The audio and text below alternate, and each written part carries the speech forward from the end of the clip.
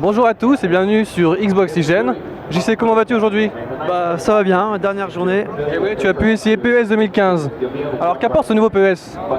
Alors le dernier PES était une bonne surprise après de longues années de disette par rapport à FIFA.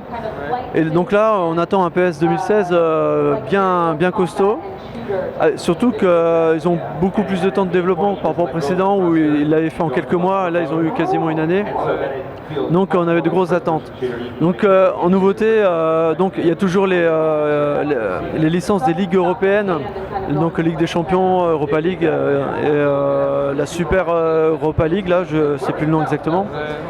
Il y a une refonte du Master League, des nouveaux menus.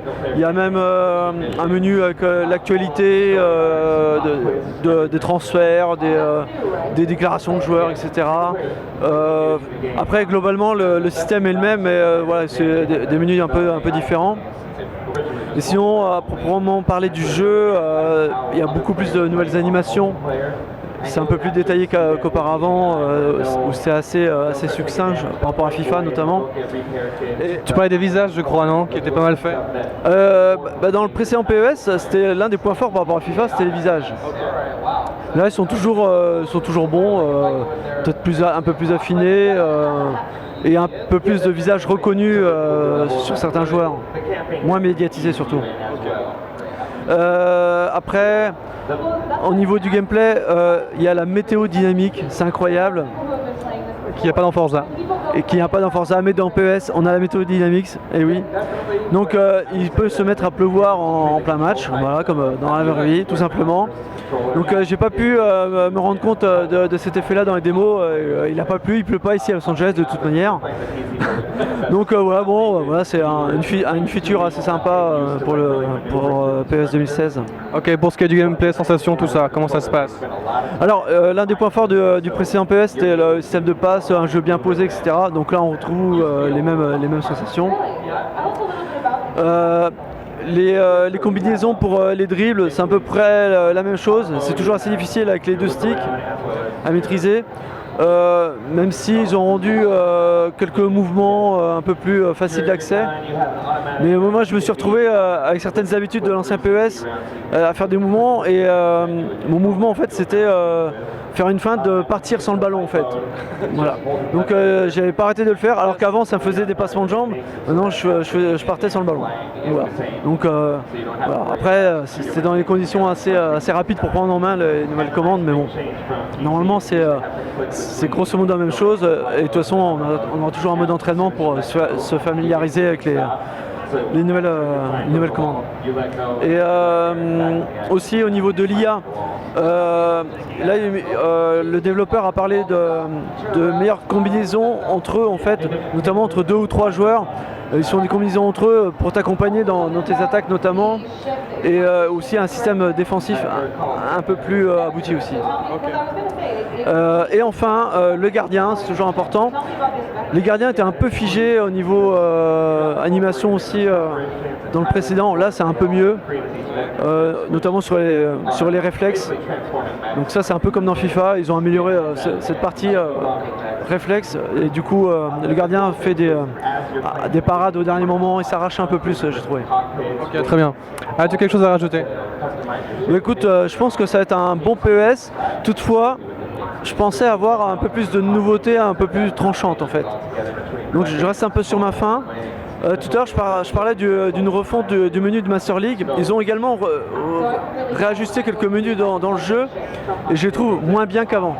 C'est moins direct, notamment pour faire la formation de départ, etc.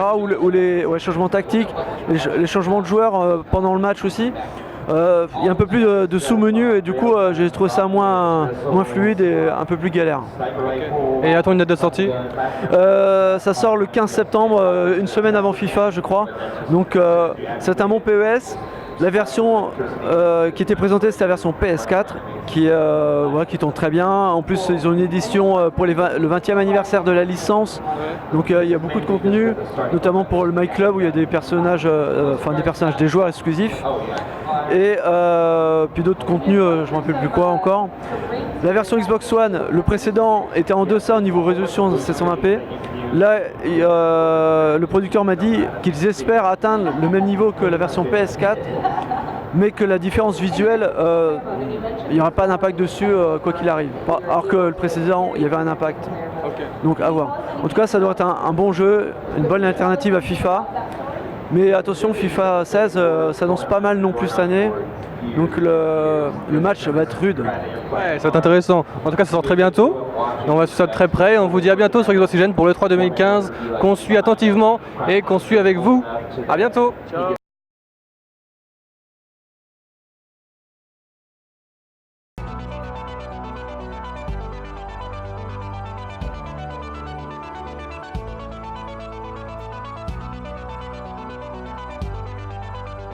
Bonjour à tous et bienvenue sur Xboxygène. JC, comment vas-tu aujourd'hui? Bah, ça va bien, dernière journée. Et oui, tu as pu essayer PES 2015. Alors qu'apporte ce nouveau PES? Alors, le dernier PES était une bonne surprise après de longues années de disette par rapport à FIFA. Et donc là, on attend un PES 2016 bien costaud. Surtout qu'ils ont beaucoup plus de temps de développement par rapport au précédent où ils l'avaient fait en quelques mois. Là, ils ont eu quasiment une année. Donc on avait de grosses attentes. Donc en nouveauté, donc il y a toujours les licences des ligues européennes, donc Ligue des Champions, Europa League et la Super Europa League, là je sais plus le nom exactement. Il y a une refonte du Master League, des nouveaux menus. Ok, très bien. As-tu quelque chose à rajouter? Écoute, je pense que ça va être un bon PES. Toutefois, je pensais avoir un peu plus de nouveautés, un peu plus tranchantes en fait. Donc je reste un peu sur ma faim. Tout à l'heure je parlais d'une refonte du menu de Master League. Ils ont également réajusté quelques menus dans le jeu et je les trouve moins bien qu'avant. C'est moins direct, notamment pour faire la formation de départ, etc. ou les changements tactiques, les changements de joueurs pendant le match aussi. Il y a un peu plus de sous-menus et du coup j'ai trouvé ça moins fluide et un peu plus galère. Et attends une date de sortie? Ça sort le 15 septembre, une semaine avant FIFA je crois. Donc c'est un bon PES. La version qui était présentée, c'est la version PS4 qui tombe très bien. En plus, ils ont une édition pour le 20e anniversaire de la licence. Donc il y a beaucoup de contenu, notamment pour le My Club où il y a des personnages, Donc voilà. Après, c'est dans des conditions assez rapides pour prendre en main les nouvelles commandes, mais bon, normalement c'est grosso modo la même chose. Et de toute façon, on aura toujours un mode d'entraînement pour se familiariser avec les nouvelles commandes. Et aussi au niveau de l'IA, là le développeur a parlé de meilleures combinaisons entre eux en fait, notamment entre 2 ou 3 joueurs. Ils sont des combinaisons entre eux pour t'accompagner dans tes attaques notamment, et aussi un système défensif un peu plus abouti aussi. Et enfin le gardien, c'est toujours important. Les gardiens étaient un peu figés au niveau animation aussi dans le précédent. Là c'est un peu mieux, notamment sur les réflexes.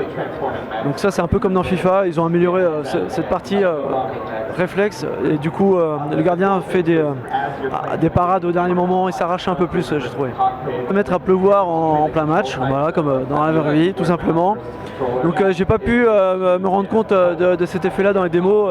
Il n'a pas plu, il pleut pas ici à Los Angeles de toute manière. Donc voilà, bon, voilà, c'est une feature assez sympa pour PES 2016. Ok, pour ce qui est du gameplay, sensations, tout ça, comment ça se passe? Alors l'un des points forts du précédent PES c'était le système de passe, un jeu bien posé, etc. Donc là on retrouve les mêmes sensations. Les combinaisons pour les dribbles, c'est à peu près la même chose. C'est toujours assez difficile avec les 2 sticks à maîtriser. Même s'ils ont rendu quelques mouvements un peu plus faciles d'accès. Mais moi je me suis retrouvé avec certaines habitudes de l'ancien PES à faire des mouvements et mon mouvement en fait c'était faire une feinte de partir sans le ballon en fait. Voilà. Donc j'avais pas arrêté de le faire alors qu'avant ça me faisait des passements de jambes. Maintenant je partais sans le ballon. Voilà. Il y a même un menu avec l'actualité des transferts, des déclarations de joueurs, etc. Après globalement le système est le même mais voilà, c'est des menus un peu différents. Et sinon à proprement parler du jeu, il y a beaucoup plus de nouvelles animations c'est un peu plus détaillé qu'auparavant, où c'est assez succinct par rapport à FIFA notamment. Et tu parlais des visages, je crois, non? Qui étaient pas mal faits. Dans le précédent PES, c'était l'un des points forts par rapport à FIFA, c'était les visages. Là, ils sont toujours bons, peut-être un peu plus affinés et un peu plus de visages reconnus sur certains joueurs, moins médiatisés surtout. Après, au niveau du gameplay, il y a la météo dynamique, c'est incroyable. Qu'il n'y a pas dans Forza. Et qu'il n'y a pas dans Forza, mais dans PES, on a la météo dynamique, et oui. Donc il peut se